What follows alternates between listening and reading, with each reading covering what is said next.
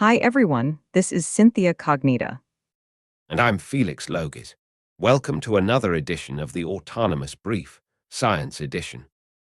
Today, we're diving into some pretty interesting stories from the world of science, technology, and policy. Let's kick things off with a story that's got us talking about AI and ethics. Yeah, Cynthia, this one's big. It's about Google rolling out an experimental tool called Perplex, which apparently challenges ChatGPT in more ways than one. But here's the kicker. It's designed to avoid lying or spreading misinformation.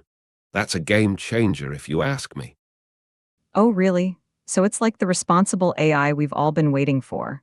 I mean, after all the scandals with deepfakes and fake news, this could be a breath of fresh air. But wait, is it actually working? Well, according to the article, early tests show it's pretty effective at refusing to engage in harmful conversations. But here's the rub. It still struggles with nuanced topics like politics or sensitive cultural issues.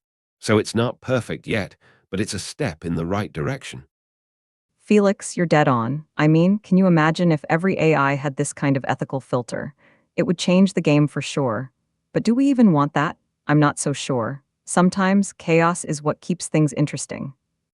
Laughs well, Cynthia. Let's move on to the next story before we get too deep into philosophy.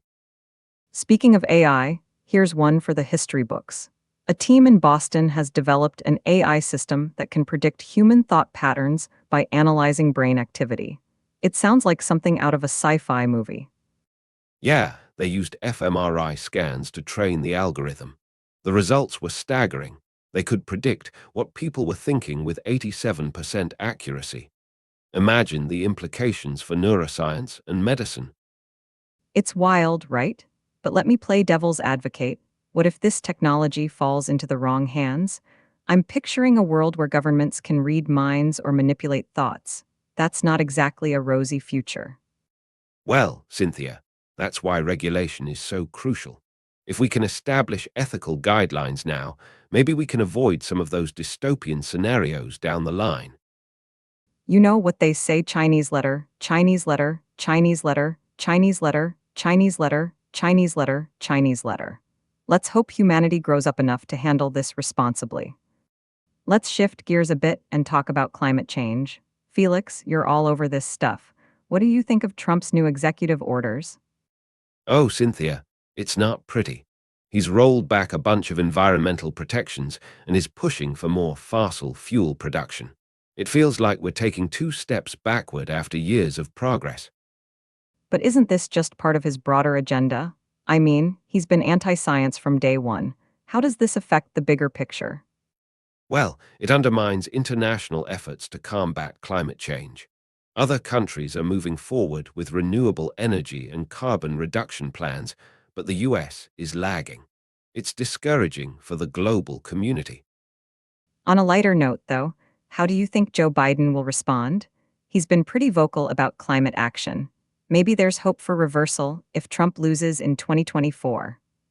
Let's cross our fingers on that one. But for now, it's business as usual with the administration. All right, let's talk about something closer to home: your health. There's a new study out about how working from home has impacted mental health over the past year. Yeah, according to the research, a lot of people are feeling isolated and disconnected. The lack of social interaction is taking a toll on their well-being. But isn't that kind of obvious? I mean, we've all been there: Zoom fatigue, cabin fever, you name it. What does the study suggest we can do about it? Well, they recommend setting boundaries between work and personal time, scheduling regular breaks, and seeking out virtual social interactions to combat loneliness. It's not a cure-all, but it's a start. I wonder if companies are taking these findings seriously. Maybe we'll see more flexible policies in the future that prioritize mental health. You can bet on it. The pandemic has changed the game for corporate America. Now, they have no choice but to adapt. All right, Felix, let's wrap things up. What's one story that stood out to you today? Oh, definitely the AI mind reading thing. It's so ahead of its time, and it makes you realize how little we still know about the brain. And for me, it was Trump's rollback on environmental policies. It's frustrating because progress is so fragile. It takes just one administration to undo years of work. Well, Synthia, here's hoping 2024 brings some much-needed change. Until then, let's keep doing our part to protect the planet and support science wherever we can. Absolutely, Felix. Thanks for joining me today. Thanks, Synthia. Talk to you next time.